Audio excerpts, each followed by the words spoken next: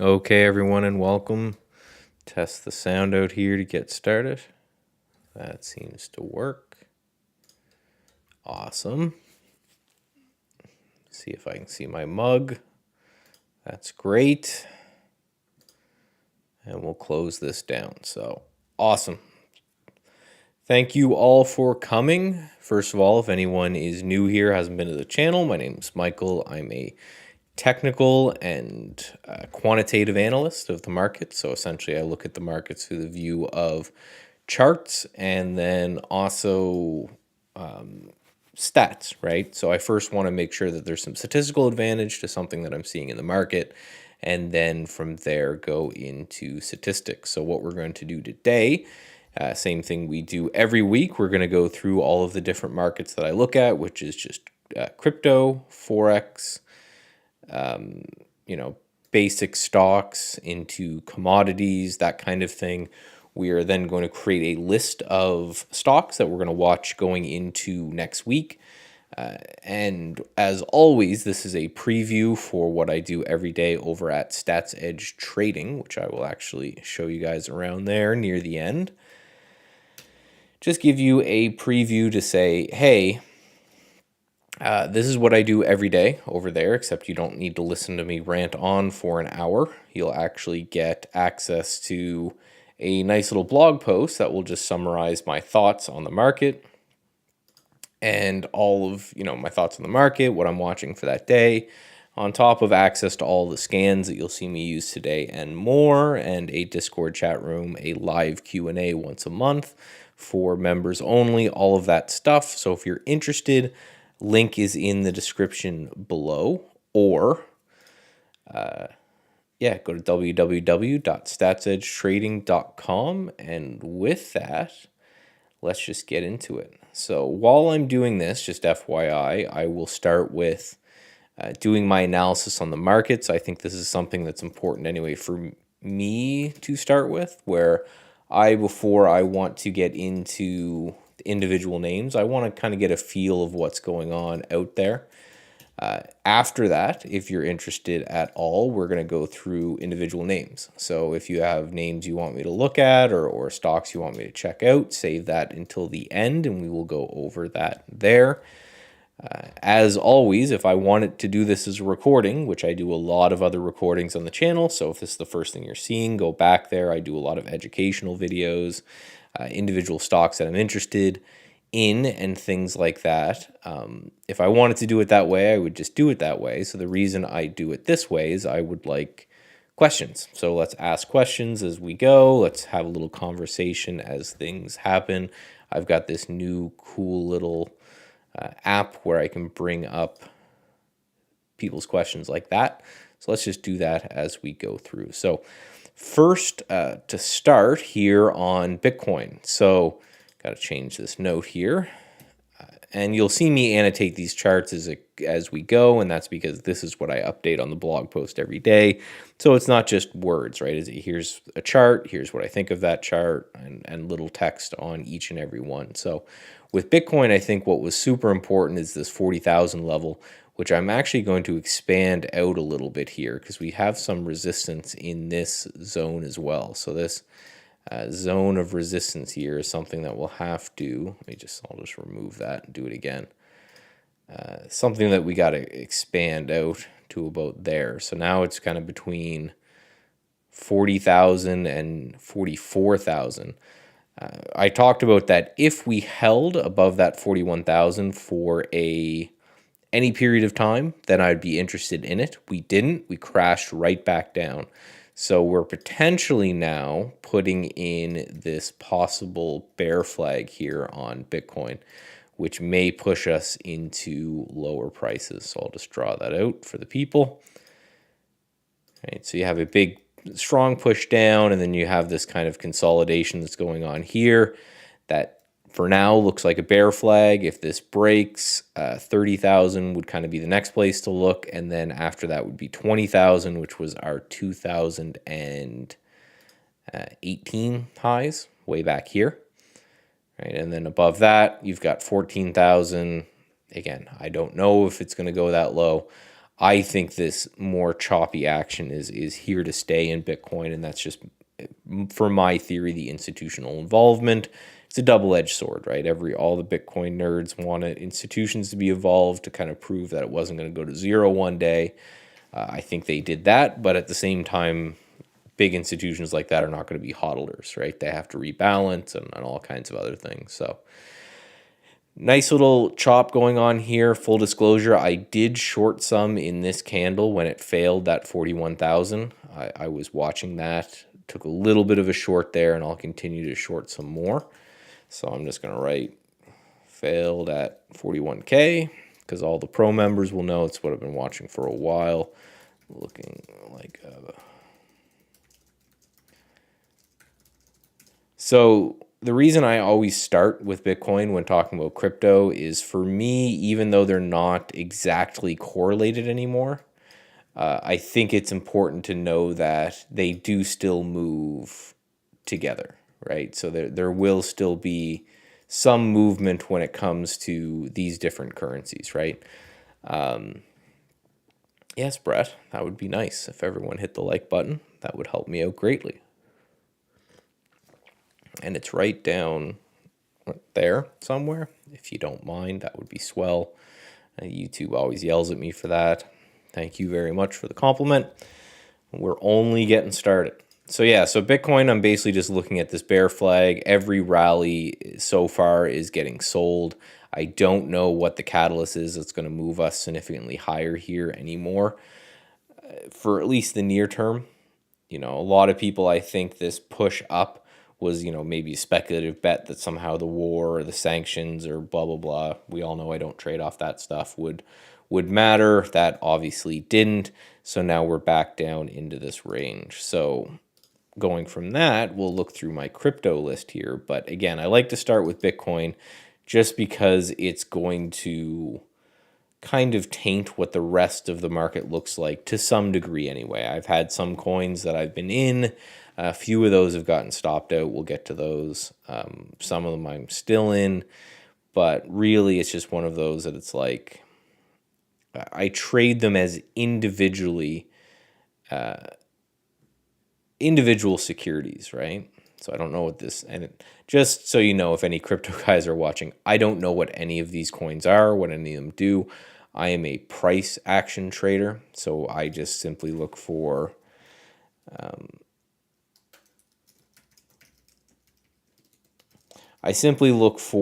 securities like this, right? So as crypto's been selling, Wave, whatever this is, has not.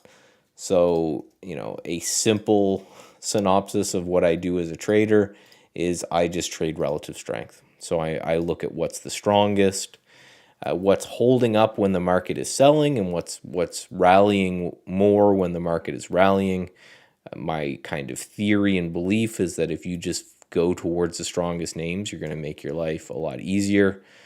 Packs, it's just FYI, I skip over this, but it does look good. Just the reason for this is it's just gold. Now, that being said, as I start to move more and more money into my crypto account, I kind of like the concept of trading gold with this PAX G as opposed to trading it with any sort of GLD type instrument, just because it mirrors the price of gold. So it's open 24/7. You can apply leverage to it. You don't have to worry about markets closing and all of that kind of stuff. So if you're a gold bug, it'd be interesting to take a look at that. It's good work. Always hitting that. They send me emails once a month, and they say, hey man, your like ratio, I guess, is not whatever their algorithm likes.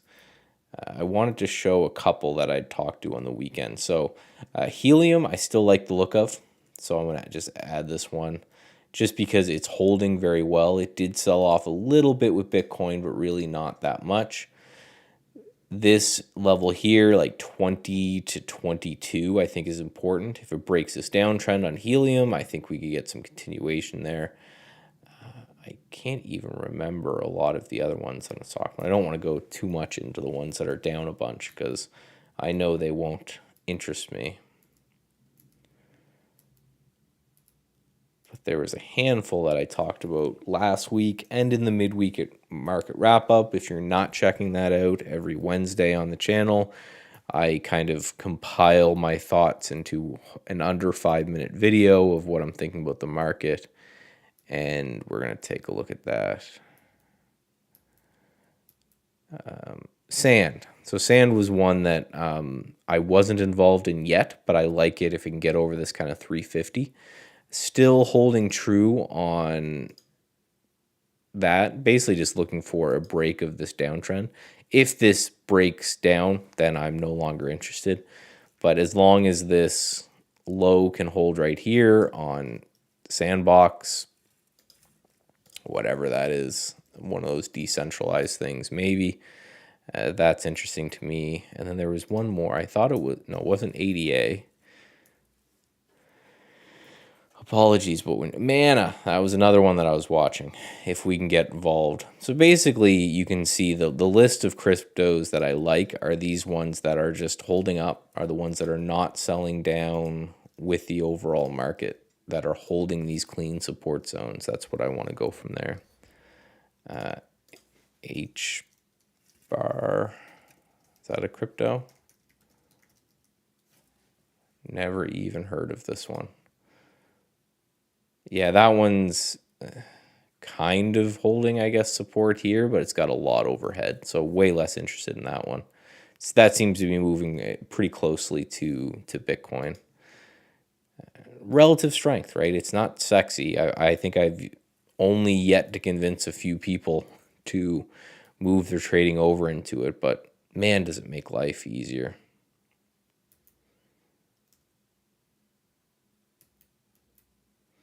All right, so yeah, so to summarize Bitcoin,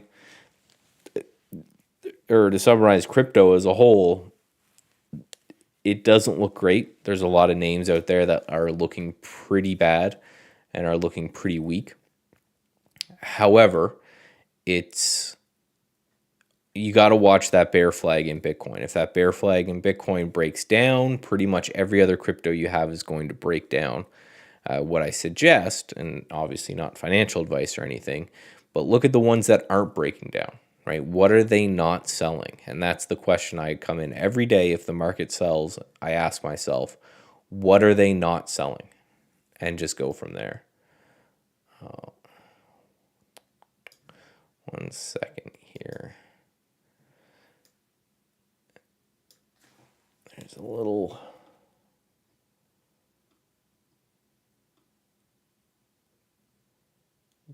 This stuff's getting cut off a little bit, just resizing things because I'm a bit nitpicky about these things. I apologize. There.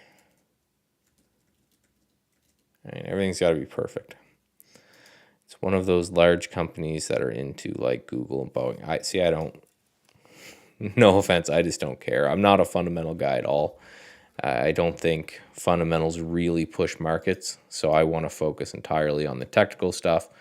If it's a great coin, if it's a great crypto, then it will be strong at some point, and at that point, it will kind of show up on my radar of strong names. So yeah, worrisome in crypto. Nothing's too bad. There's still levels. You know, we got 30,000 in Bitcoin that may hold us. All of these other ones, Mana, Sand, they have these support zones. For me, I'm interested if they bounce off those support zones. I have alerts and orders ready to take me up on that, but I'm not going to jump the gun there. I'm going to wait until they happen, until something sets up. Now, just for the dollar, I'm just going to put dollar breakout.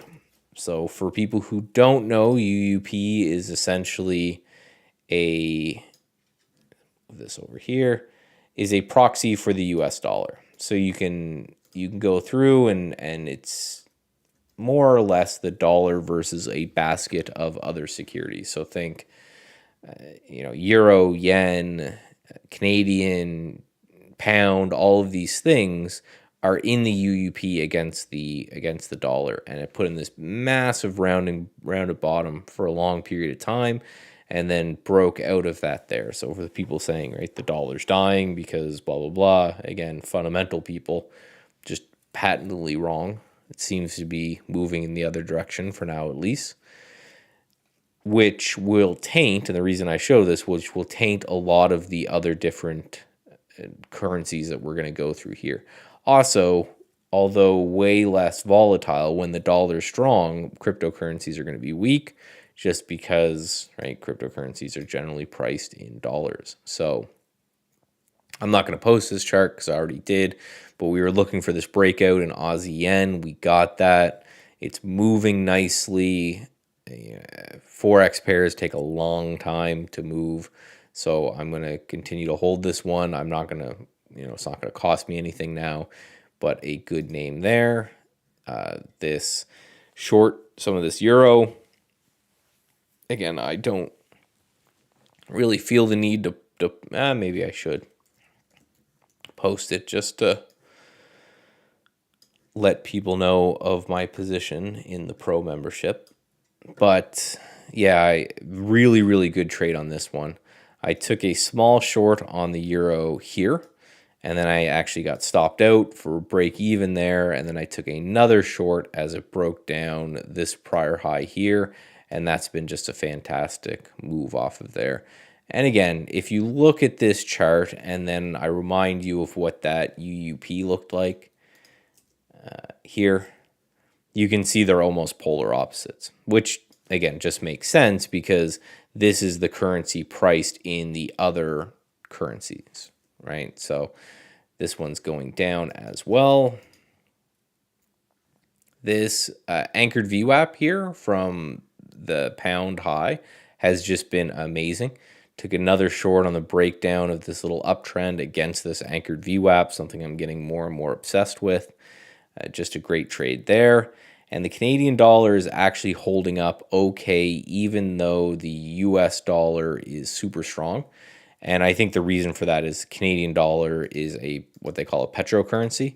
So basically just means that we do a lot when it comes to oil exports, right? So our dollar is holding up okay, even though I generally don't like it to, simply because we are going to make a lot of money as oil prices continue to ramp. But maybe if oil ever tops, if we ever get a turn in oil here, this might be a laggard currency. So for me, I've got an order kind of up in this area to get me in if this continues, just to be able to go and price through as well. Yeah, I see that comment on those cipher patterns. I've never seen any objective statistical studies that cipher patterns like that work, so I don't really follow them myself. But whatever works for you. So to summarize, I like to summarize each asset class before we go into the next one. Crypto's looking weak. Some names in there are looking strong. Again, do yourself a favor and go look for the relatively strong names. When it comes to actual currencies, the dollar is looking very strong. So anything quoted against the dollar is going to be weak, except the petrocurrencies that are going to be holding up. So like Aussie dollar, for example, I was looking for this one to break down as well, but it never did, and that's because of this Aussie dollar. Aussie's another petrocurrency, right? So a lot of people will actually trade these instead of oil if they'd like, right? Because there's benefits of trading currencies, but another petrocurrency. ETH, I haven't really looked at ETH for a while because it's just been so tethered. It's got the exact same look as Bitcoin, right? Where we've got this kind of bear flag looking pattern after this one looks a little bit more like a rounded top. So I think if Bitcoin gives way, so will Ether, and it will probably go kind of down, that would be the first logical place to test. Right? For a longer term trade, and one thing I actually like to look at, Brett, if you can chart ETH in Bitcoin or Bitcoin in ETH to give you a crossbear. So for a while there, we were looking at this breakout that happened where ETH was overperforming, and now it's actually underperforming. So this is a great way to take a look at and see which of these currencies is doing the best versus the other, because it's simply just doing that. It's saying, let's price one currency in the other. So when this is going up, it essentially just means that Ethereum is outpacing Bitcoin. And when it's going down, it means Bitcoin is outpacing Ethereum. So if this line breaks, then we could see a, what do they call it? An altcoin winter, where it's Bitcoin is, even though they're all going down, Bitcoin's holding up relatively well. Which I think you're just going to get less volatility in Bitcoin in the long run, just because I think the more tangent time, I guess, but I saw a lot of people say, I want more institutional involvement in crypto to legitimize it. But the problem with institutions is, and I alluded to this a little bit earlier, is that they're going to trade around their position way more than like a crypto bro, laser eye, hodler guy, right? Those people, they buy their Bitcoin and they're either going to become millionaires or they're going to lose it all, right? That's the way a lot of these people will look at these coins, which means that they're not ever really selling, so there's never any selling pressure there. But as soon as you get an institution involved, and say I'm a hedge fund now that's entered the crypto space, and I am allocating my portfolio to 50% stocks, 40% bonds, and 10% crypto as just a round numbers for a lazy Sunday afternoon. If Bitcoin rockets in value, and we look at Bitcoin and we say, well, it hasn't really rocketed in value. But if you look at it on a percentage basis, the things are crazy. So even if we take this move from the lows here to the highs there, that's a 39% gain. So now my 10% allocation in crypto is worth 13% allocation in crypto. So the way a lot of these institutions and funds work is they lay out to their clients. They're not fully discretionary. They can't do whatever they want, but they lay out to their client and say, hey, we should go through and, this is the allocation we're going to have. So when that allocation gets out of whack, and now they've got 13% crypto, and then their equity positions have really sold off recently, or like 10%, they are forced to, by mandate, rebalance, which means sell crypto, take those proceeds, buy equities to balance that back out. So what you get again, this is just me speculating for fun, is the more institutions enter the market, the more this rebalancing of things is going to lower the deviation of crypto. So yes, the institutions have probably made it so that crypto isn't going to go to zero anymore, because a lot of them are going to keep a 10% allocation, which means that if their allocation shrinks and equities go up, they're going to do the opposite. They're going to sell equities and they're going to buy crypto, right? So, but what it also means is that I don't think crypto has the opportunity anymore just to triple overnight or go, these 1,000x runs, because now there's this overhead supply with institutions that didn't exist before, when it was just a bunch of hodlers, when it was just a bunch of retail people who just bought and held the coins. Come hell or high water, they were going to hold these coins. So again, a double-edged sword. Now, for the history or the absolute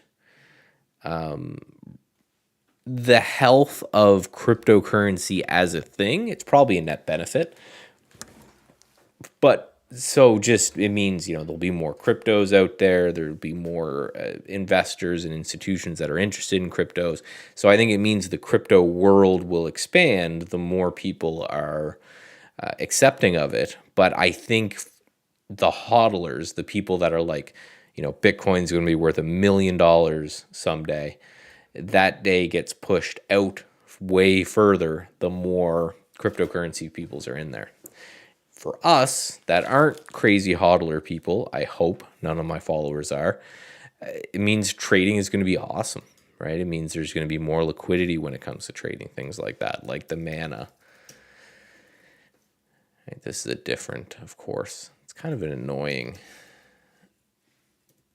If anyone from TrendSpider's watching, it'd be nice if I could just say, when I type in mana USD, I mean the Kraken one. Right? It means that this kind of stuff is going to have more of a chance to move. It's going to work more like a stock market. And, those are the same reasons that we'll never see like 1,000% gain in the S&P 500 over a month period, is because there's so much institutional involvement that would have to sell and rebalance. And the more trading that goes on in a currency, the more trading that happens in anything, the less volatility happens in that thing. So a double-edged sword, right? Get Jake on the horn. I haven't talked to Jake in a while. It's a really good guy. We went drinking in old Montreal and wandered around the city for a while. It was great. Really good guy. Really smart guy. So, okay, summarize crypto, worried about Bitcoin, got some names that I'm going to be bullish on if they move. US dollar is very strong. Anything priced in US dollars will be relatively weaker than that. So now we're going to go into the ETF market. So let's go over to this one. This is Trade Ideas. Trade Ideas, just FYI, I consult with, but at the same time, I've used this software since 2006 is when I started using Trade Ideas. So even before, I was consulting with them, I use them. This is the software I use for everything that's not Forex and crypto. Although maybe soon there's been some internal rumblings of crypto, maybe. So we'll see. So if you're interested in either of those, link is in the description below. That will take you to my website. Full disclosure, I always want to disclose this. They are affiliate links. So if you're interested in TrendSpider or Trade Ideas, if you use those links, it gives me a commission, which I appreciate. So I'm going to move myself over. So this down here is my Etf Watcher. So it shows me right now I have sorted in position and range, and we'll go through that as well. I see your question there for when it's chart time, which we'll get through once I'm just done my scanning here. Will Tastyworks ever come to Canada? I don't know. Oh, I clicked on the wrong one. That one. Yeah, I hope so. I would switch to them if we got auto trading through Tastyworks. 100%. I would switch to that. I just saw another like come through. Yeah, if I drag that in, you guys can't see it, can you? No, it's a little chart. I get a little cool animation every time someone hits the like button, and it hits my dopamine receptors. So oil.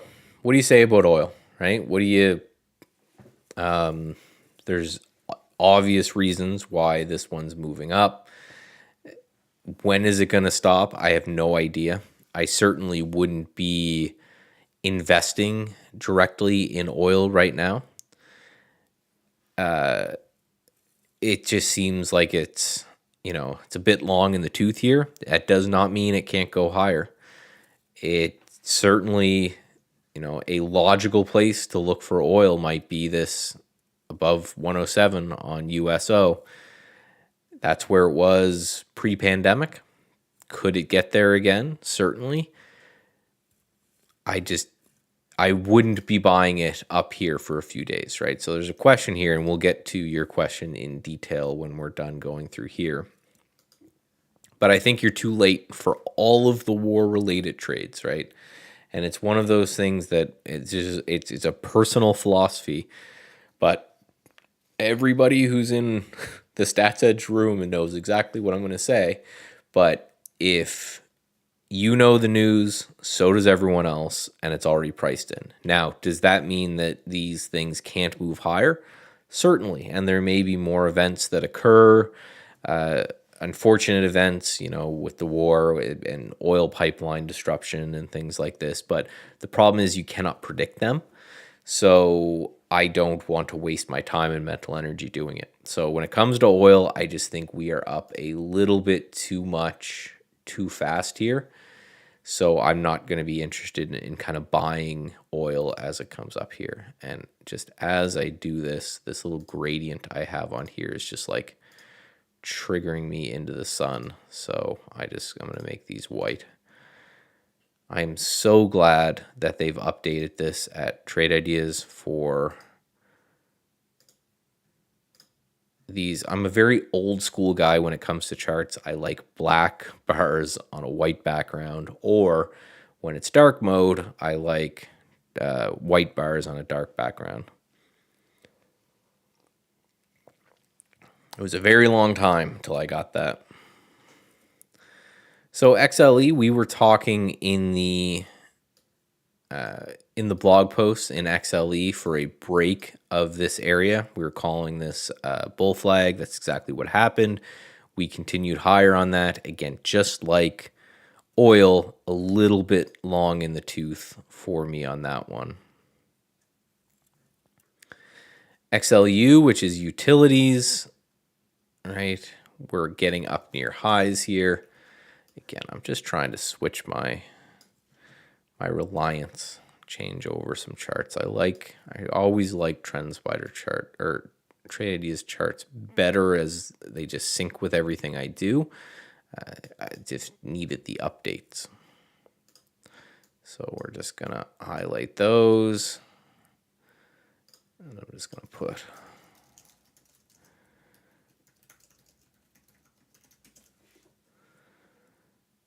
so this is kind of what I'm just thinking on utilities. That's a long move to get up to this prior resistance. Would I expect it just to fire right through? Not necessarily. Doesn't mean it can't, but it's just not something that I would expect. I wouldn't take that bet if I don't have to. Gold continues to break out here. I have a gold play on, which is a rant that I guess I could give later, but I have been posting in that little blog post that I do nightly, and people will tell you forever just the most negative shit about gold. Just why does it exist? We have inflation at 10% and nothing's moving, blah, blah, blah, blah, blah. And then it broke out. So I bought some.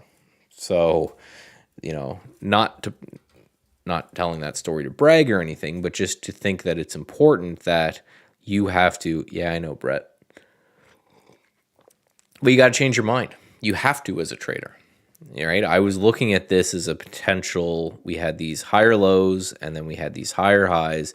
My bet was that at some point we were going to break down and just take this run. War broke out. No one could have expected that. That was the thing to finally get gold off the bench. So we got to move out of there. Now what we're in is SSRM instead of actual gold, and we bought SSRM in this area. So we had this rounded bottom, and then we had that kind of downtrend line. So we got involved somewhere in here on SSRM, and that one's been great. I've been holding that throughout. But basically just, I just wanted to talk about a good lesson to change your mind when the situation changes. Right? You got to go, okay, I was wrong, time to move on. Speaking of, silver is interesting. None of these things, again, they just look overextended to me. So I guess that's probably the note I'm just going to make on gold. And the reason I want to start switching to this, if I can, I just got to figure out a way. Let me just try, see if I can do it actually in trade ideas. I like the stacked daily and weekly, and it just looks better on.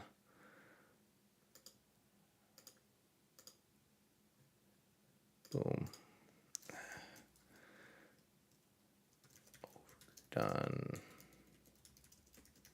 Overdone daily. And then if we go here, and then we go, ooh, put an anchored VWAP on there. Didn't mean to. Remove. Can you do a gold versus silver? I certainly can. I'll just have to bring up trading view for that. Something else I've asked trade ideas for many times. I hope it's soon. So strong weekly. Right. So when I do that, right, overdone daily but strong weekly means just that. So just because something's overdone in the daily chart, I don't think you ignore it entirely. It just means I wouldn't be interested in buying here chart. But the weekly looks very strong. So maybe what you do is then you go and you set up for a daily after that. Let's go to trading view. I spend a lot of money on different charting platforms. Oh, can't show you guys that. That's something that might be interesting that's coming soon, but let's just hide that and pretend you haven't seen that. GLD versus SLV. This is something that TrendSpider said that they're going to be doing soon as well. Don't know if I really see anything in there, Brett, but that's what it looks like. You had a big spike.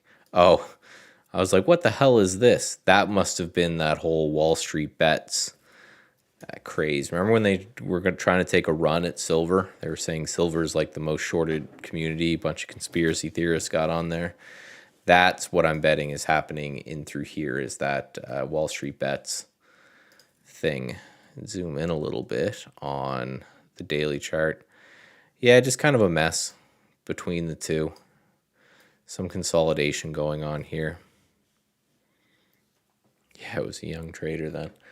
Yeah, that was one of those, oh yeah, we're doing it this time, but I don't know, maybe a rounded top here and then a push lower, maybe.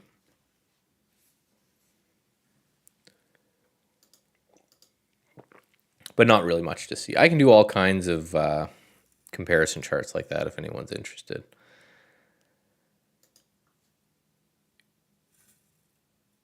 Yeah, we'll get into that. We'll get into tan for sure. It's just going down the list. So basically I have this sorted on what's the strongest yesterday. So we'll go through here. This is something that we've looked at. Go out a little bit. This is something that we've been looking at for a bit. Let's actually just start popping back and forth until I've got a better system for doing this. So XLRE, I'm just gonna do.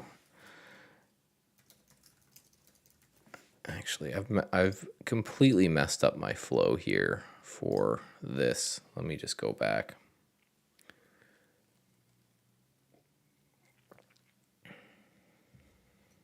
Yeah, XLRE. We were looking at this support zone down here for a bit on real estate.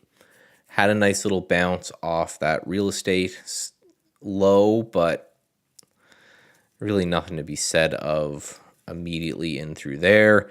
UUP we already went over, so we'll go XLV, which is our healthcare. Again, in a range. Maybe I'll just start making notes of this. Because a lot of these, what you'll notice is a lot of these ETFs are in these ranges. Like a lot of them just exist here and here. And this will be a theme that will kind of carry throughout. Now, they've had strong bounces to get back in these ranges, but, you know, could be a while to resolve. which is going to be, I think, my synopsis of the market is that it's kind of messy, right? The problem with on gaming and Wall Street. Yeah, I actually saw that episode. It was really good. Now, he's not super educated on the matter, but I don't think that's super important, right? That he is. I think he does a good job as an outsider. Outsiders expect on what's going on. And I agree. Like, as a Canadian, just so you guys know, we don't have payment for order flow up here. Like, it is illegal in most countries. That's not America. So I agree that it doesn't help. And you can go back years on videos where people who've been talking about how they want a zero commission broker, and I'm like, you don't really. You're paying that money. It's just whether you're paying it up front or whether they're taking it from some sneaky back alley way. Staples.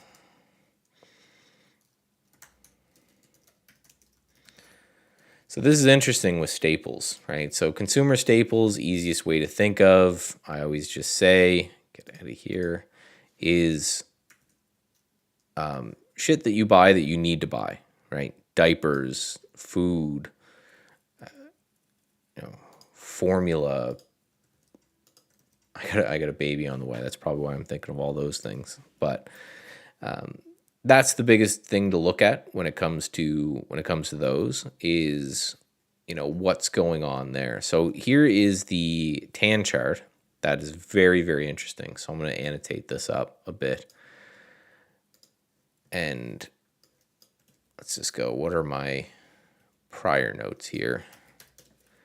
Tan, right? I talked about the solar mega bounce. We go in through here, right? We had this low and then we broke it and then we bounced up over it. So that's a potential longer term bear trap. But really looking, if you zoom in, and that's why I wanted to zoom in on this chart here, is we have this potential very short-term bull flag on tan. And if that's true, like if this area down here, this prior resistance area, if that then acts as support and we have a little bull flag here, maybe. So we do have a little bull flag on the daily. However, on the weekly chart, you just need to keep in mind that we are still trapped under a lot of things. Right? It doesn't look good for a long-term play. However, for a short-term one, it looks interesting. And I know you gave a bunch of fundamental reasons there, and you're going to know what I'm going to say about your fundamental reasons. But from a simply tactical point of view, again, short-term looks interesting. Long-term looks worrisome. What I would do with that personally is I would go and then look at, instead of focusing on the actual TAN ETF, is go look for relative strength within solar names. So that's one of the reasons I do this analysis, this part of the analysis first, where I go through all of these ETFs to form an opinion. It's so that when I'm doing my scanning, if I see something from solar and that's holding up really well, really near its highs, it's not gotten its ass kicked like solar has, well, then I can go, okay, if I think solar is going to bounce, if that bull flag resolves, and this one's holding up really, really well, then it just is more of a case for the relative strength. So I'm just going to go through. It's one of those things. I think doing like the trend spider holding my analysis may make me lazy. I'm going to time how long this adds to my nightly process, drawing this out every time. But I think it might make me, it's one of those things. Is it going to make me more engaged doing it this way? So when it comes to the overall market right here on the SPY, it's just stuck in a range. And I know for people who really watch it intraday, it doesn't feel like that. It feels like things are crazy. But we really are just stuck in a range. Instead of just putting that, I'm going to put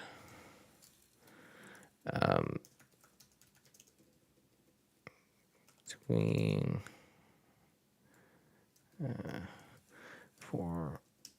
let's make it short, 450 to 420. All right, between 450 and 420, I just think we chop. We just continue to chop around the way we have been. Again, it is unfortunate for people who are definitely feel the need to try to buy, incredibly weak names. But for us that are, super focused on relative strength, I've been having a great time because most of my portfolio is in oil and gas and commodities and really boring gold and really boring things like this. So that's my kind of summary of the market. I think that the best way to look at it is just the charts. Here's the charts that I pulled. Right, we have XLU that's got a long way. It came up to resistance, a long way to get there. So maybe that's going to stall. We have gold that's overdone on the daily. We've got XLV that's stuck in a range. You got XLP that's got a bull flag, but it's got to break out there. TAN on the weekly is stuck in the range. A little bit of action on the daily. And then the SPY, we're just in a chop. So that's all the charts that I brought over from the market. So, it's pretty easy to see my synopsis there of I think it's just going to be messy. I think we're in for some more messy action. We're just going to chop up and down and all over the place. And that's going to suck for a lot of people, not necessarily for us that are focusing on the relative strength, right?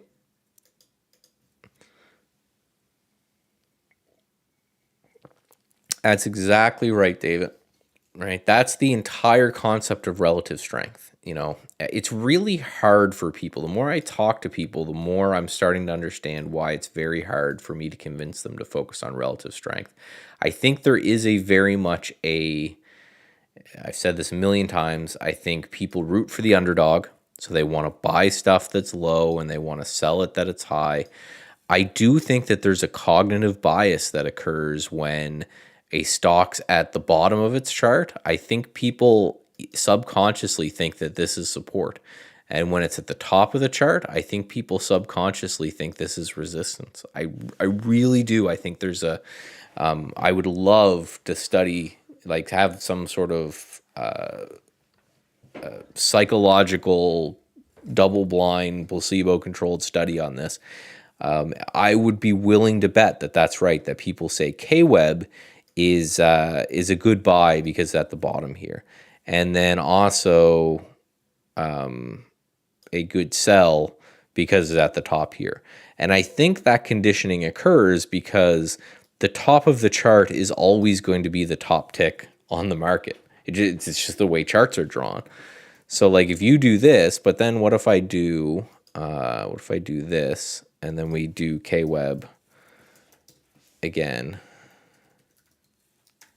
Damn dyslexia. And then I do this, right? Does that change the way you look at KWEB? Right? If it's like this versus like this. And that's how I think you conduct a study like that. You would show somebody this chart and say, do you think this stock is a good buy or not?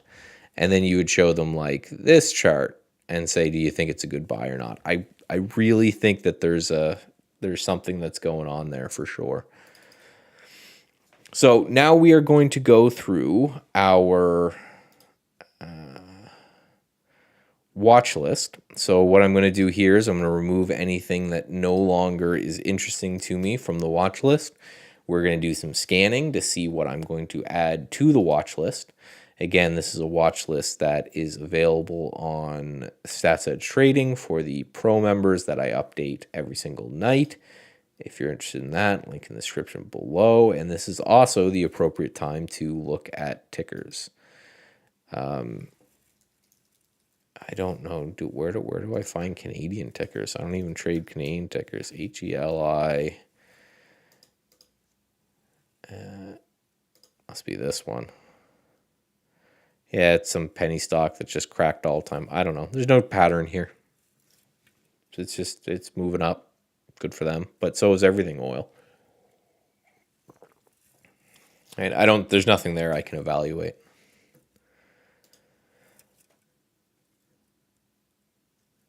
So there was some names. I'm just going to go back. So the tan thing that we covered.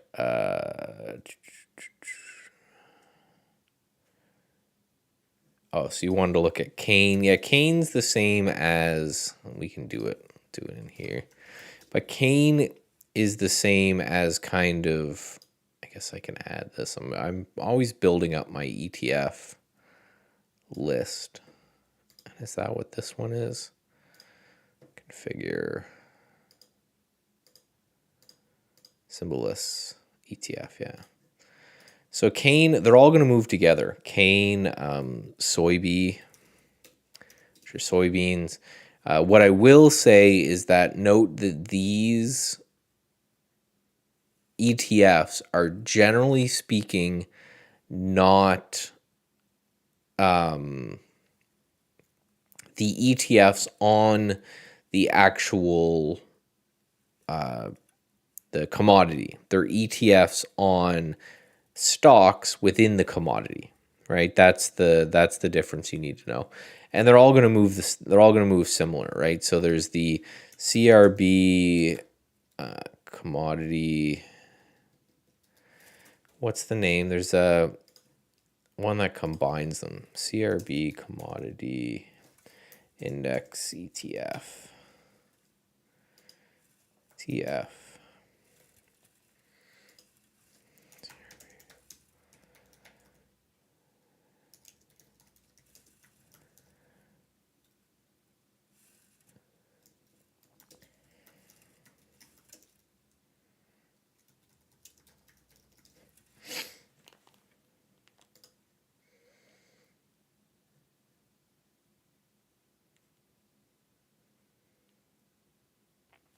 I'm looking at that commodity ETF. Some of it is, and some of it isn't. Like they own a lot of Brookfield Infrastructure Holdings on it, right? So they're just so you know, basically, I'm just saying they're not pure play. So it's just CRB. That's what I'm looking at, right? No. Where is CRB commodity ETF? There's a couple of these that are just weighted in the commodities. So they're going to be the things to look at. These websites aren't loading.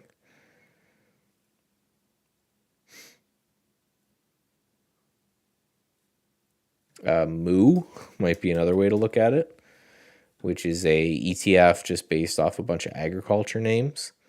I'm not seeing like a total return ETF, but just know that they're all the same and they all just look like Kane. Looks a little overdone to me right now. On the weekly chart, it looks great. On the daily chart, you're up, 10% plus in a row on sugar, right? Something that's usually pretty calm.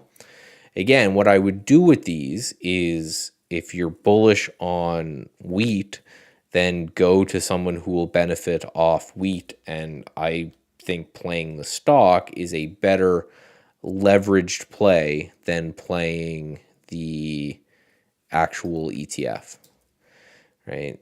This thing is just going insane, not because necessarily the price of wheat is going to go up this much, but more it's retail is pushing this thing around, right? So you just got to know that. Yeah, there's nothing wrong with them, right? Trade them for sure. Just know that I think you're better off. Personally, is what I do, and the example I give is gold. We are in, but SSR we're not in, but I liked the chart. So when I saw SSRM, which actually showed up on TI Strength here, that's the one we bought. So we're in SSRM from, they're in 17-ish, 18-ish. So, 20+% on that. And gold, I don't think gold's up nearly 20%. Yeah. So again, it's the way I look at it personally. So I'm just seeing if I missed any other ticker request. Thoughts on Bro. Nice looking weekly chart. Kind of stuck in a range here on the daily chart. But on the weekly chart, again, it's still stuck in a range, but it's nicer looking. So I think that one's a decent looking one. I think that was it. If I missed anything, repost them. But let's just go through the list here. I'm going to do some mighty cutting. STOK, I'm going to get rid of because we got earnings soon.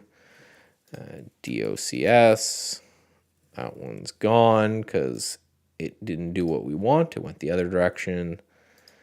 CME, I'm already going to know that I keep because CME, this is one of the best looking charts that I have here. I'm actually working on an algorithm now. I'm looking for the tools within Trade Ideas to do it, but I can do it within TrendSpider, so it's something I'm going to play with, of an anchored VWAP from an all-time high like this, and then price kind of being under that anchored VWAP from all-time high and then breaking out. Just a really strong-looking name. My theory with things like CME is that if everything goes crazy and trading picks up, especially when it comes to trading these commodities and things like that, I really like the look of this. Like, I just like the look of CME here. They are going to benefit immensely, if that's the case. So as I'm transferring my life over here a bit, 240, and I just want to see 240, and then this. Oh.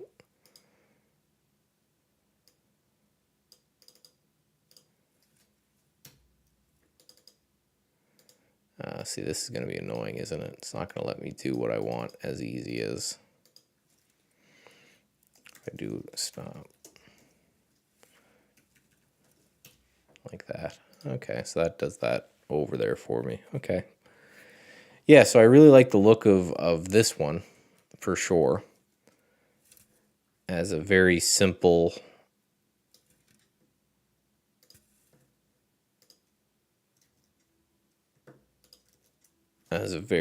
kind of relatively strong breakout, right? It had a high, grab my arrow back, had a high right here that it was struggling with for a while. It broke out. I actually owned it on this breakout. Got a little bit of a pop out of it, but then earnings came, so I had to exit. And then it pulled back. It held that high, and then now it looks like it may be moving higher. SJT. I am in SJT, but I still really like the look of this one in through here. And then it was initially, that one, this one. It was initially this kind of play where I was looking for this consolidation. Then it pushed up, and now it's holding right at these highs. But I'm going to take that one off the list because we're already up like 10% in it. Doesn't make sense to buy it there. ADTN, I'm going to remove that one from the list there. CPRI, I don't even need to bring that up. I saw that one just absolutely tank. So we didn't buy it, so that's fine. Hog, I'm going to kill Hog too.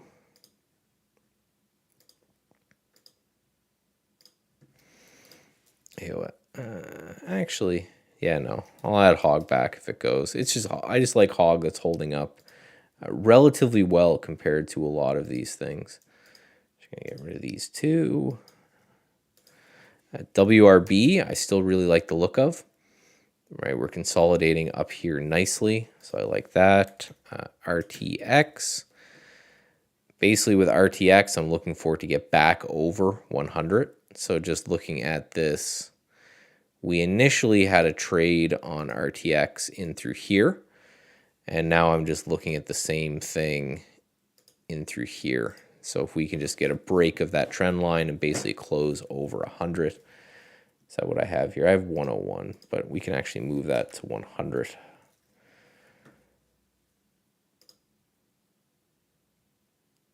Just put a horizontal line in through there, and then just go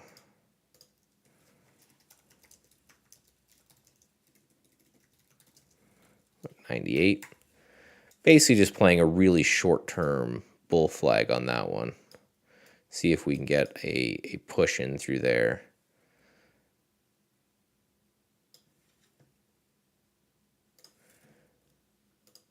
I see a lot of requests coming in there, and that's good. I'm just finishing cleaning up the list before I start adding to it, because I may take some of your guys' idea. Huntsman I thought was interesting because there was actually some insider buying going on in this, which is something that I'm actually watching more of. Nope. Not something that I'm right on.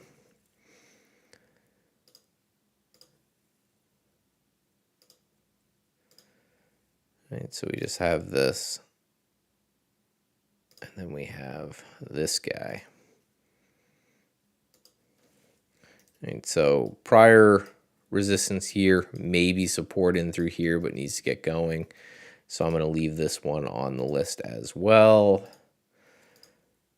And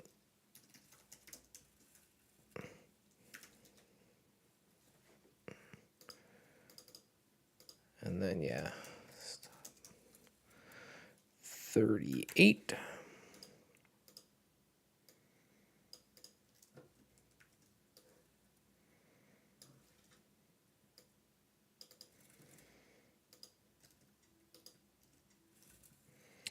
All right.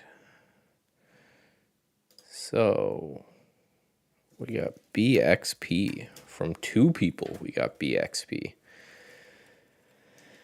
Boston Properties. So it's a REIT, so you know it's going to be slow moving.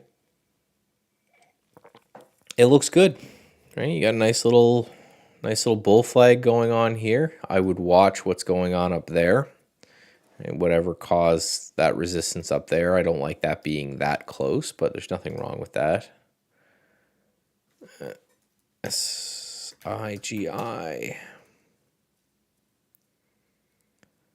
Insurance looks good because what is it? KRE? Is that the insurance? No, KIE is the insurance index. That one's holding up pretty well on this. So I would just kind of keep that in mind that we are. I'm just actually going to add KIE to, where is this? Send to watch list ETF.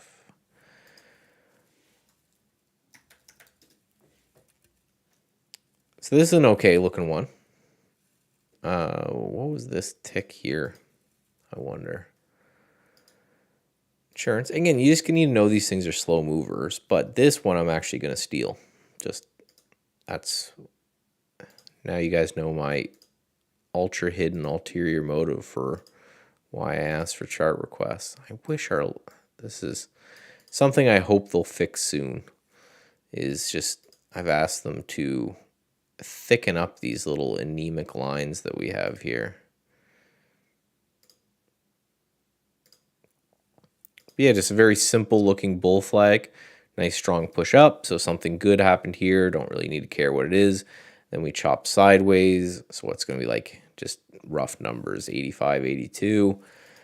I always put rough numbers down because what TI strength isn't is a signal service. I don't believe in those, but I always want to. the point is to look over my shoulder while I do my analysis and while I do my own trading, in hopes that you can kind of benefit that when you're building your own plan. So that's the way I would look at it, is the 85 area and then the 82 area. So I like that one, Brett. Volume, is volume low? Do I not have average volume up here? It's one of those things, anytime, I don't know why I've got all this fundamental junk up here. Oh, I think when the market was absolutely tanking, I was trying to play with some stuff. Well, let's get all this fundamental junk out of here. I like leaving dividends up there because sometimes I find it useful to see if they pay dividends. This one's got a stupid small dividend yield, but so let's put that on there. 300K, so that's not too bad. It's not a lot. It's not too bad. KDP. That one looks good. A little bit far to get to resistance. Keurig Dr. Pepper. So a little bit far to get to that resistance area. That's all I'll say on that. LMT, I think you're too late. I just think it's just, what do you expect to happen from here? It just continue to ramp like this? I think you're a little too late on that one. 8 IHX, LHX. Yeah, I think you're too late on this one. I just think you're chasing on both these. Is this another? Yes. Again, my only thoughts when it comes to people trading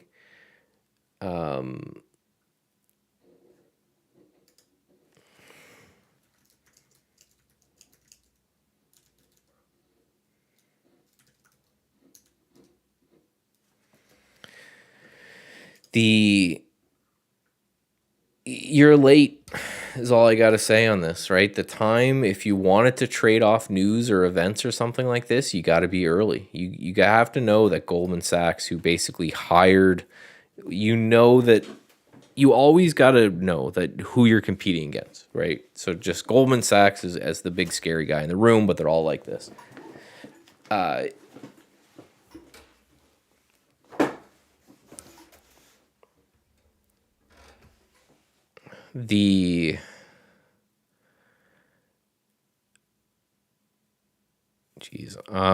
Brain fart. My brain lagged there. I'm sorry. But yeah, the war's been going on for a few weeks now. Goldman Sachs probably hired an ex-general. They probably hired 5 people that have excellent experience with technology when it comes to warfare. They paid those guys like $1 million or $500,000. They've been sleeping in the office. They've been coming up with these names and price targets and all that. That's who you're competing with. Right. So when I look at, you asking for names like this, I think you're trying to think that now is the time to buy war related stuff. And my argument is just you're too late. Right. Which is why I never trade off news. I don't need to know. Yeah, that looks like a good short. That's about it. Taiwan Semiconductor. I don't think I would, but maybe if it holds this support zone down here and then starts to move higher, maybe. But again, this all seems to be like news-related stuff, and that's just not my thing. I've never met someone who's been super successful trading news, right?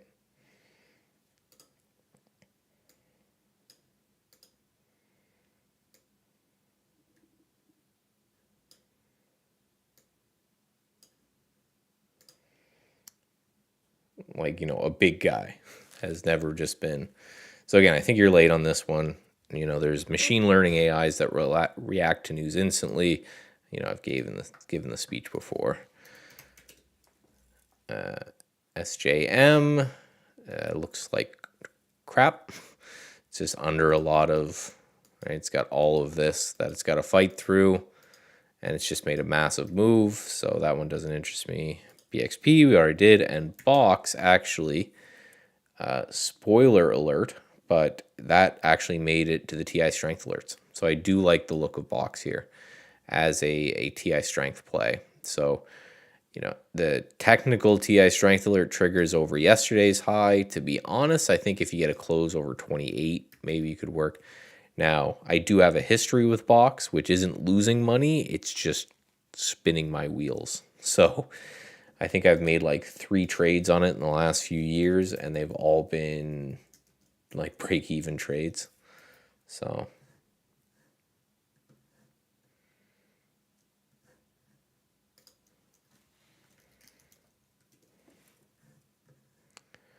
yeah, Box Weekly looks good. It's just such a chop fest, right? So, you just need to, right, exactly what I was thinking, Brett, exactly what I was going to say. You just have to know it's a chop fest. So I think if you're buying box, your stop's got to go like down here, and then you've just got to ignore it until something happens, right?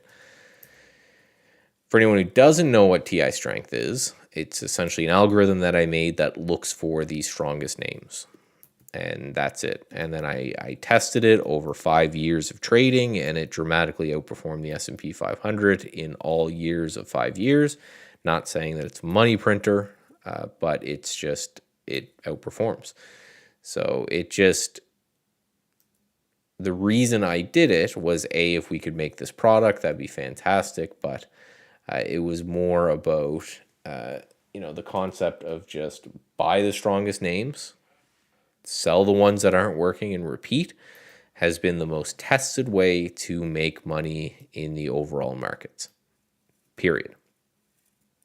Right? So get rid of some of these. So if you want to make your life easier, I always just say buy the strongest names, right? Sell the rest and repeat.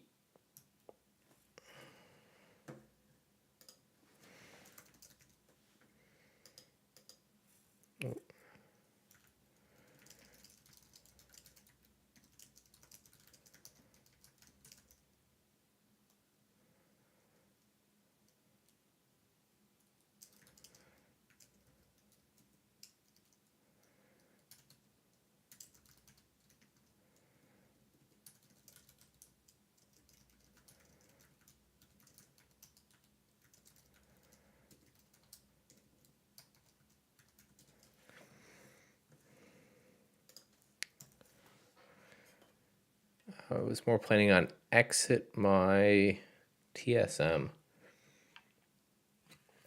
or my LMT. Yeah, I think if you're in those, you've got to bring the, well, again, not advice, you do whatever you want, but if it was me, I would ring the register on some.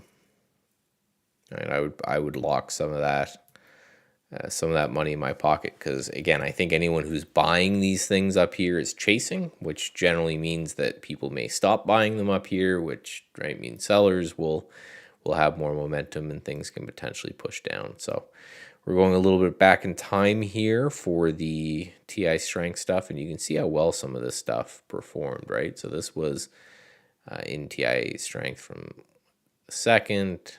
So this one's just been chopping sideways. Some of these have been doing phenomenally. CNC is something that's very interesting to me. Interesting look here. I like when I see, so anytime you see this yellow line on our chart, that means that was earnings. So whatever happened in earnings was good, and then it's just kind of been consolidating. So CNC, I like if we can kind of get above that 86 area. So I'm just going to look and say, well, that's kind of resistance in that area. I wish we had shaded zones on here. So 86, and then your worst case stop would be around 80, I think, on that one. Nice strong name. We talked about before how insurance just looks like it's doing very well, so I think it's a good guess.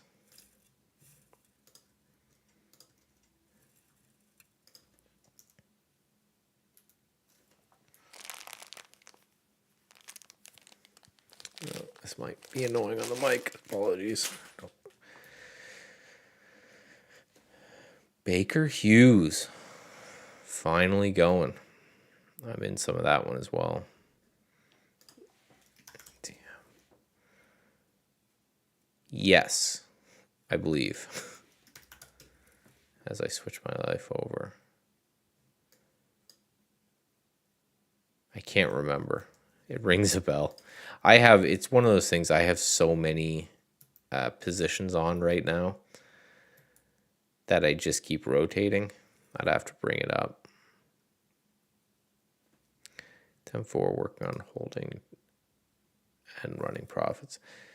Yeah, it's a balance. And we talked about this in our member webinar. It took up most of last member webinar where we talked about that concept. It to me, it's the hardest part of the game on when to hold too long and get too greedy and then get smoked versus when to sell and hopefully not sell too early and watch the thing just run rampant without you.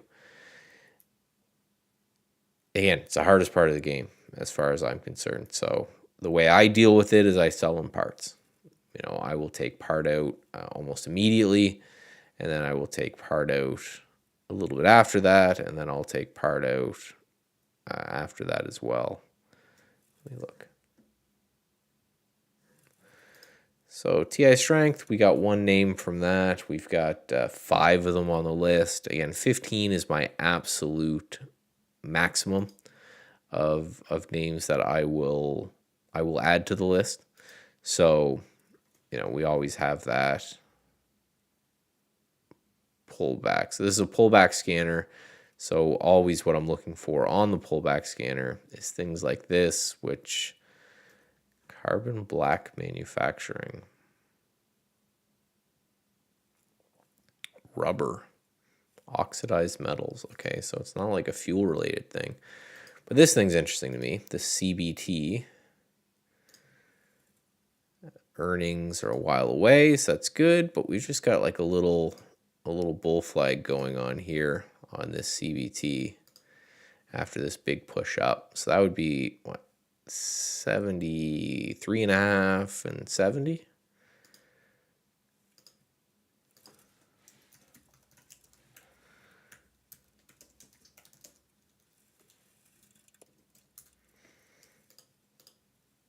Boop.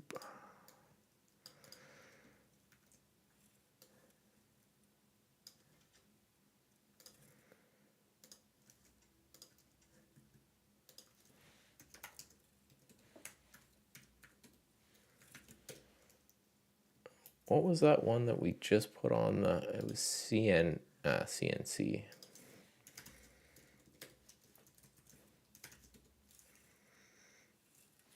Just updating. We've just got this Google Doc for the pro members that has all of these just like laid out. So I'm just updating that as I go. At what point do you add to a position when it's going well? I don't, personally.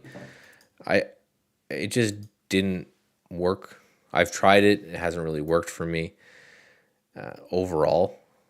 If it's a strategy that works for you, that's fantastic. Just for me, it hasn't really worked out too well when I tried to add in. Now, maybe if you're a long-term, you're trading off of like a weekly chart or something like that, and you want to continue to add based off of what you see on a daily chart, that to me makes sense.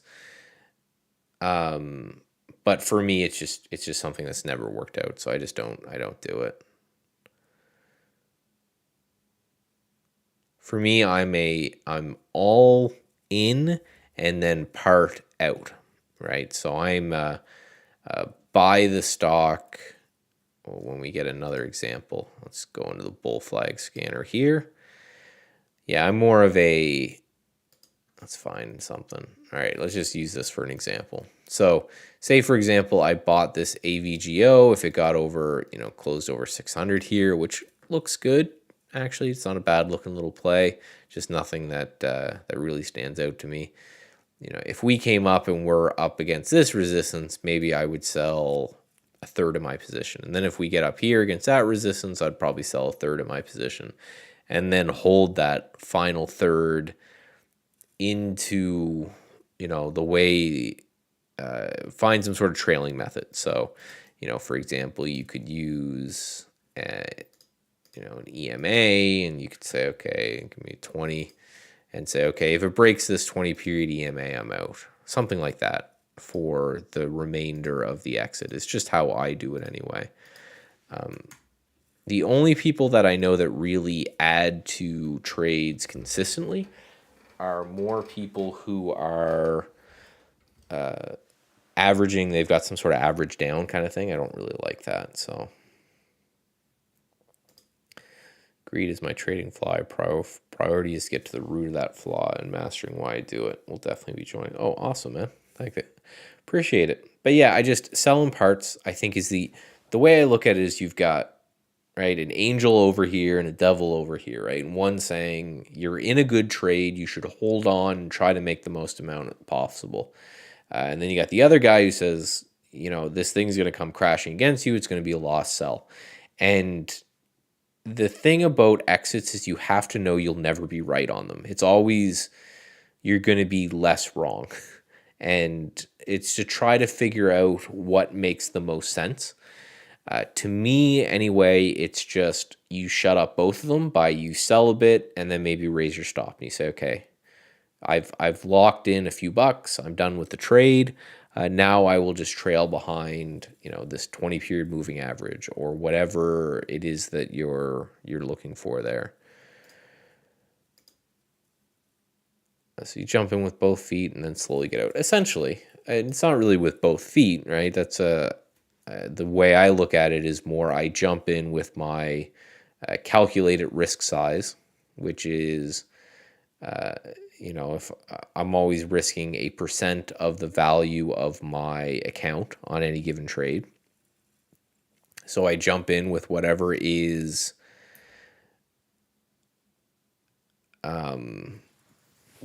whatever makes the most sense to me, right? So say 1% of the value of my account. So whatever that is, you buy. So if you get stopped out, you risk 1% of the value of your account, and then you sell in parts kind of as it goes is the way I do it. But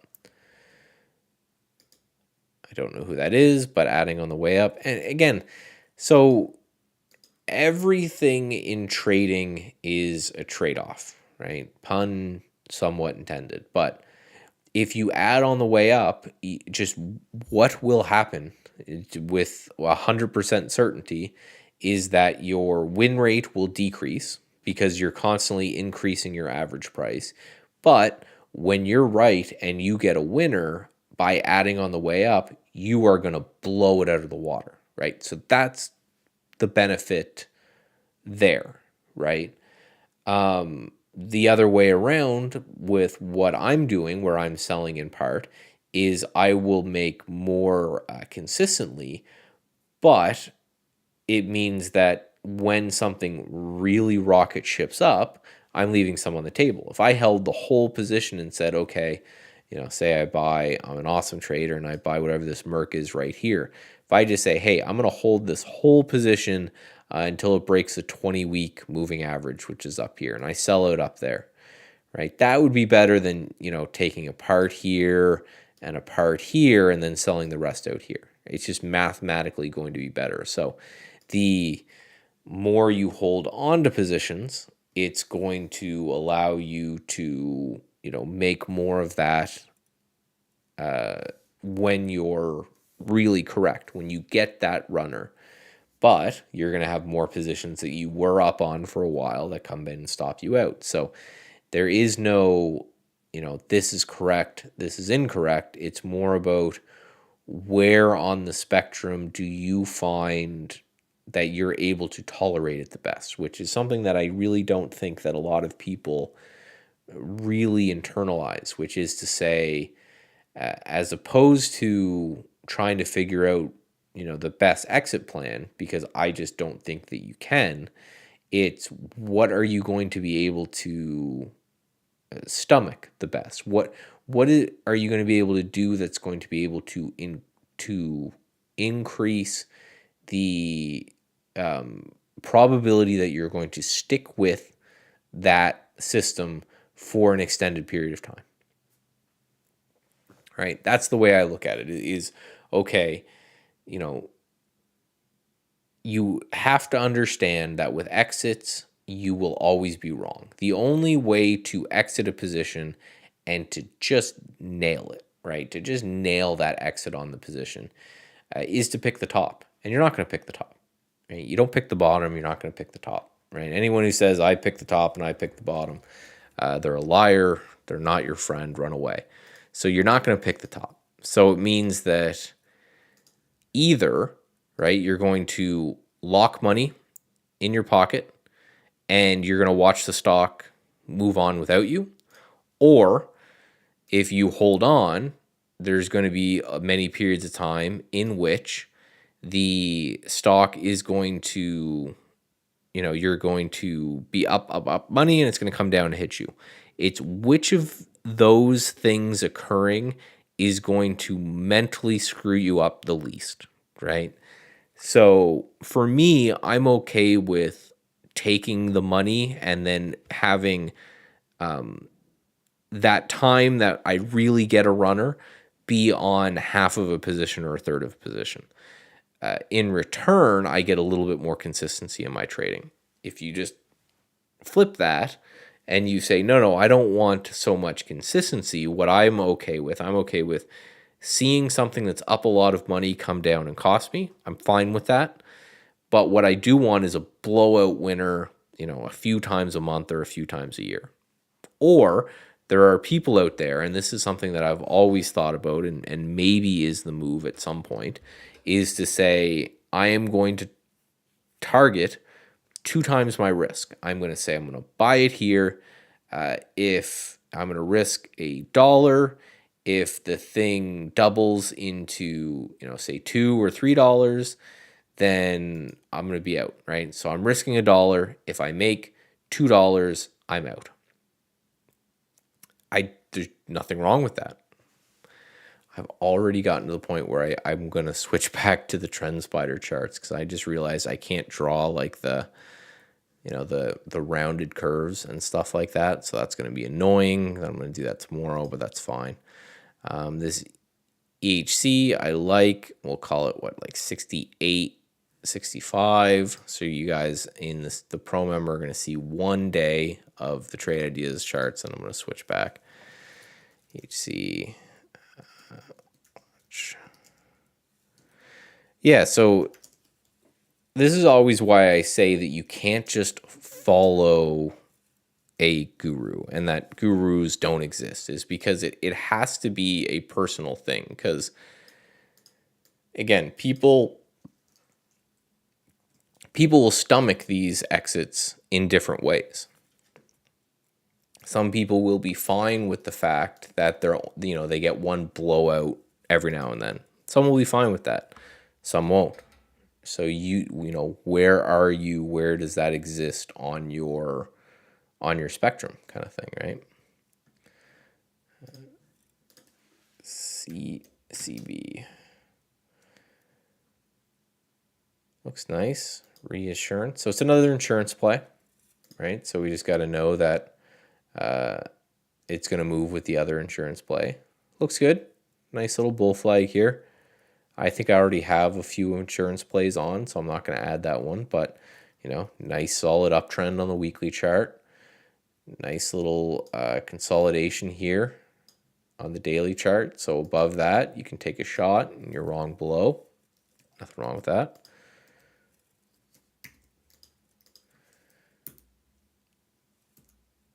So I'm not seeing too much. And one thing that I will not do is push it, right? We've got 7 stocks on the watch list right now. Did I not put? 8. So I need to put this one. I didn't put this one in. So basically, when I get to the bottom of this scan, that will be all the things that I'll scan. I'm not in the mood to. I have a lot on already, and and specifically I have a lot on already for the environment that we're in, which is an incredibly volatile environment. So I don't feel the need to like really swing for the fences, even more than I am.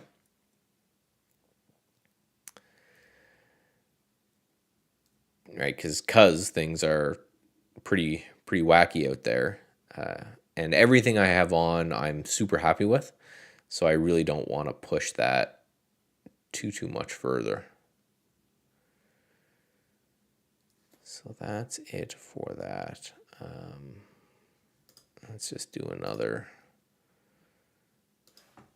So this is the AVUAP scan I'm working on. Again, all of my scans are shared with the Pro members, and link is in the description below for that. This one's not up there yet because I've got a lot of work to do. But the theory I'm working on, let me just turn on this, is basically looking for stocks like this that have a high with an anchored VWAP attached, and then they're kind of pulling back, but they stayed under that for a period of time. The idea would be to break above it. Again, just a proxy of saying, this is something that could move. So I actually took this, we had this KELA on the list, and I took it off, but I'm actually going to add it back. I'm going to say 21 and 20. And I'm switching back to the trend spider charts. It's going to be half and half. I'm sorry. KELYA and 21, 20. Right. So basically what it's just doing is it's drawing the anchored VWAP up here at highs, and then it's looking for a kind of consolidation or a VWAP pinch is what Brian Shannon calls it. So I'm going to pop that over here. Let's actually do this, and then we'll make that a weekly chart. I do like seeing the two. I just don't like the way Trend Spider does it as well as Trade Ideas. CNR, KR.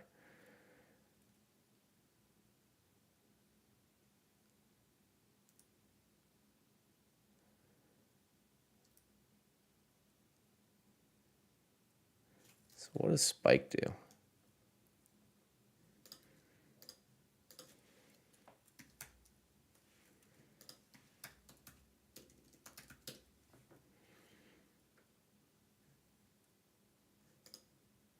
What? No data available. Do they not exist anymore?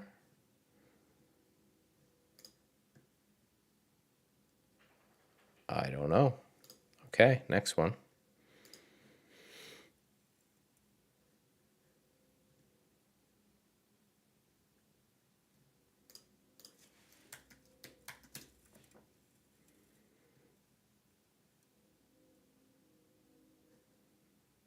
Yes, this UIS is interesting to me here too as well. Go sidebar. Just to shove those over a bit. I think I'll like that better.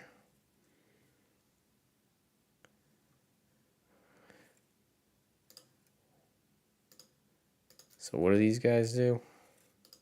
Computer systems end design. And just so you know, when I say what do they do, it's not because I'm trading technically off of them.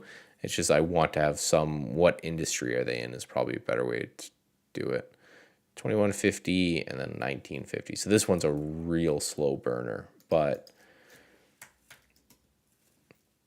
what do you do, right?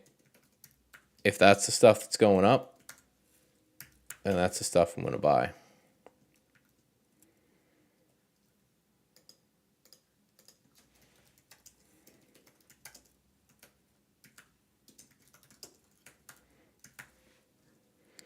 One of the reasons I was trying to use trade ideas for the charts the whole time is that I was trying to kind of consolidate everything. But what I think I need to do for that is just do the external linking on trade ideas. I need to do a doc that just has this and just have it linked to Trend Spider like this, which we can do. So you can use trade ideas for your charting, and then you can use And I go back and forth on this, but I think I just need to kind of suck it up and say if I like, right, if I like one for charting and I like the other for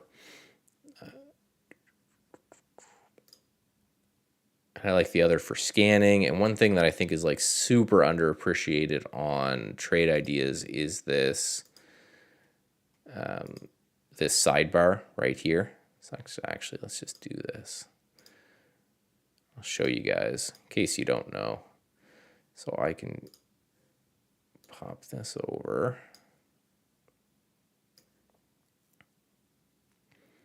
like that. And you can go Tools, External Linking. We can add a link.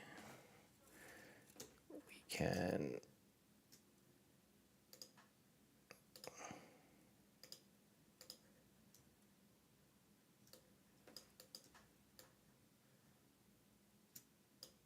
over to there, and then you just go down, you pick Trend Spider, and OK. And now when I click on a symbol within Trade Ideas, it'll pop that over in Trend Spider. We could speed that up a little bit, I think. All right, so I can go through and I can scroll through one and use the charts on one and the scanner on the other. That's another way to keep an eye on it, but we'll see. All right, guys. So one more thing I wanted to look at, which I didn't, was just, is there any news tomorrow on the 7th? And absolutely not. So screw that. So again, if you're interested in my website at all, link in the description below. We have a free trading course right here. It's 39 lessons, completely free. You don't need to put in an email. You don't need to put in a credit card, nothing like that. My trading tools, so those are the affiliate links. And then if you're interested on Stats Edge Pro, this is, so it's $50 a month, no commitment. You try it for a month. If you don't like it, just, you don't need to renew. It's got access to my watch list. So for you pro members, soon what will happen is you'll see I'll update this here. Right, so just basic looking at all of the charts, everything you saw me annotate tonight, right? We'll go through here, right? Equity markets, I was talking about how choppy action. I was talking about exploding commodities. I went over the news that happened in the morning, right? And then each of these charts that you saw me do for all of those different watch lists, and then just my thoughts. And this is either nothing like it is now, or it's a bunch based off of what's going on in the market. There won't be much added to my thoughts now because there's really nothing going on in the market. So that's updated every day. We have access to my scan, a little members chat, not a trading room. It's not a we're buying or selling or doing whatever here. I don't want to be tied to my computer, or I would have picked another gig. And I just don't believe in signal services. So what we do there is we just kind of hang out, and if we have questions or impromptu lessons, that kind of thing.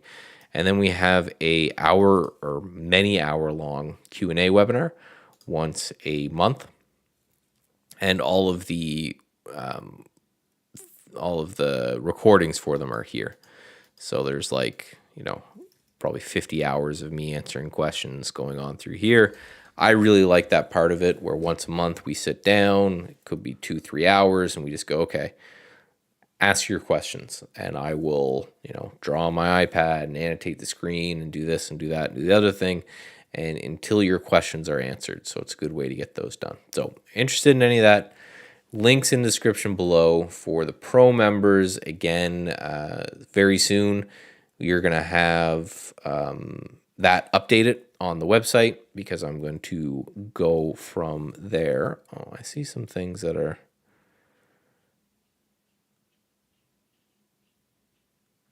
bet on the strong XLV. What I mix? It's weird. I see a chat there when I was just bringing up that as opposed to there. So yeah, XLV is interesting. Again, I think it's looking strong, just healthcare as a whole. I would look at the stocks within the healthcare industry, but they're looking up there. I don't know why that's not showing up on my end cam thing. I wonder what else was in through. I don't see, no, it's about the same. Anyway, sorry about that last bit. Yeah, so I will go update the blog post. I will post in our Discord chat when that is done. As always, if anyone is new to the channel, thanks for coming by. Please give a like, check out the other stuff. More content to come. I put out educational videos. I'm going to start doing some live trading stuff that was requested in the room and all of that. So again, thank you all for coming out, and I will see you later.